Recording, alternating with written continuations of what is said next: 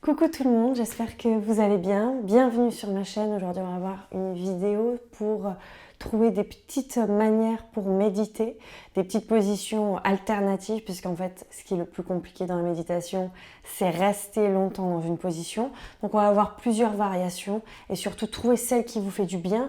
Bien sûr, si vous restez 5 ou 20 minutes, ce ne sera pas forcément les mêmes positions.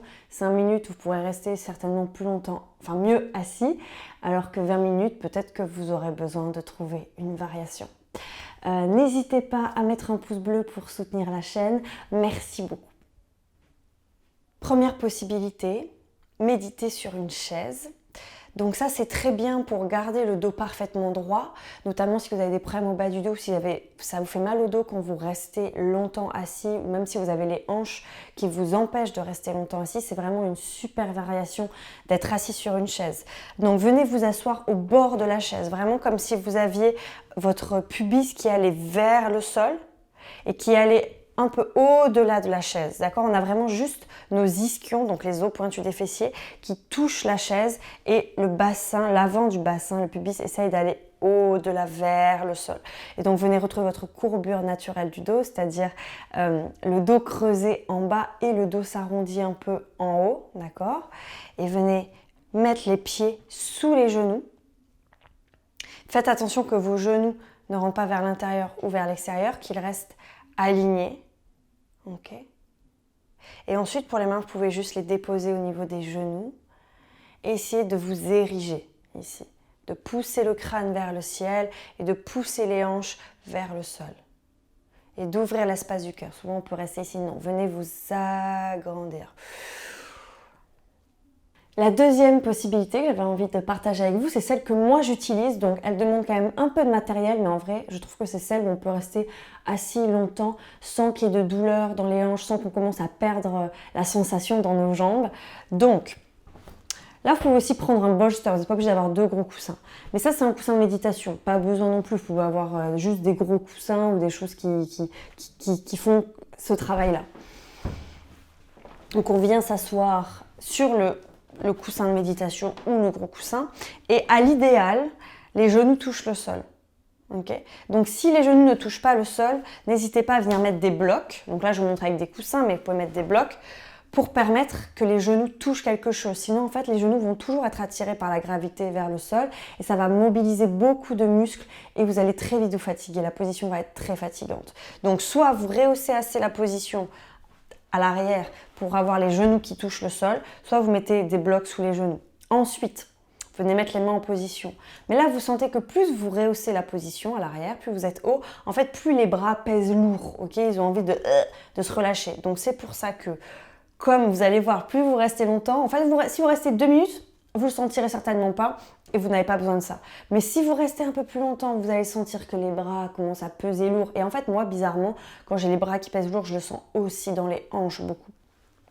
Donc, moi, j'aime beaucoup mettre mes 2 coussins ici et venir déposer les avant-bras sur les coussins. Vous pouvez aussi mettre un bolster, vous voyez, ça revient au même. En fait, juste pour que ça soutienne. Vous pouvez aussi, si vous n'avez pas de bolster ou de gros coussins comme ça, mettre des blocs sous les avant-bras. Et là, vous pouvez rester. Et c'est toujours la même chose, comme sur la chaise. Les hanches s'ancrent dans le sol, dans le bolster, alors que le crâne, lui, pousse vers le ciel et vient ériger la colonne vertébrale. Et on retrouve les courbures naturelles de la colonne. Troisième possibilité, je la recommande surtout si vous avez fait une pratique assez intense d'ashtanga avant ou de vinyasa, enfin de yoga dynamique, parce qu'il va falloir avoir les hanches très ouvertes, ok? C'est pas une position que je recommanderais pour toutes sortes de méditations, d'accord? Mais si vous avez envie de vous challenger de temps en temps, vous pouvez bien évidemment prendre cette position et peut-être que vous êtes extrêmement souple des hanches, donc elle ne vous posera aucun problème. Mais attention à vos genoux, surtout aucune douleur dans les genoux dans cette position, d'accord? Si vous sentez une douleur dans les genoux, sortez de la position et prenez une assise confortable. Donc, ça va être le lotus. C'est donc la méthode traditionnelle qu'on recommande pour la méditation, mais qui est en réalité assez périlleuse pour le corps. Donc pour les hanches, le genou, tout ça. Donc il faut être assez souple pour ça. Et là, c'est la même chose. Si votre genou ici ne touche pas le sol, venez le déposer sur un bloc ou un coussin. Et une fois que vous avez trouvé votre position, du lotus, vous pouvez voir le temps que ça reste agréable de rester ici. Attention à vos chevilles, que vos chevilles ne soient pas tordues, ok, pour pas venir blesser les chevilles. Si vous avez envie d'ailleurs d'une vidéo pour expliquer comment on fait le lotus, parce que c'est vraiment quelque chose ça, n'hésitez pas à me le dire en commentaire, je pourrais faire une vidéo si ça vous intéresse sur ça. Et la dernière proposition, the last but not the least, comme dirait Shakespeare, ça va être allongé. D'accord? Donc, venez vous allonger. Alors, pourquoi est-ce qu'on ne recommande pas souvent cette position? C'est parce qu'on risque de s'endormir. Okay. Mais en soi, j'ai envie de dire, si vous vous endormez, c'est que vous avez besoin de dormir. Donc, ce n'est pas réellement problématique. Au contraire, ça peut vous faire du bien. Okay. Mais c'est pour ça qu'on ne recommande pas trop cette position. C'est à cause de l'endormissement possible. Donc, qu'est-ce qu'on vient faire? On vient espacer les pieds. Okay. Ne fermez pas les pieds ici. Venez les ouvrir, hop, et laissez les genoux se toucher l'un l'autre. Comme ça, en fait, ça vous permet de venir relâcher les muscles des hanches.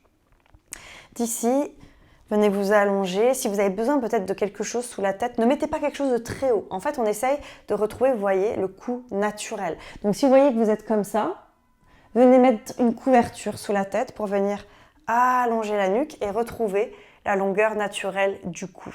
Okay, mais ne venez pas mettre des énormes coussins qui vous mettraient comme ça. On essaye juste de retrouver la longueur naturelle du cou. Ni à l'arrière, ni rentrer vers l'intérieur, juste long. Donc si vous avez besoin de mettre une couverture, n'hésitez pas. Ensuite, pour les mains, vous pouvez juste les déposer de part et d'autre, les paumes de main vers le ciel, ce qui permet, quand vous avez les paumes de main vers le ciel, ça permet une rotation externe du bras et ça ancre bien vos omoplates. C'est pour ça qu'on met les paumes de main vers le ciel aussi. C'est pour vraiment ancrer les omoplates dans la cage thoracique.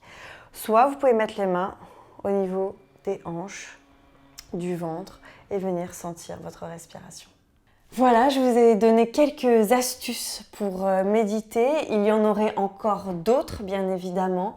N'hésitez pas, si vous avez aimé cette vidéo, à la commenter, à la partager. Et sinon, je vous dis à très bientôt. Merci.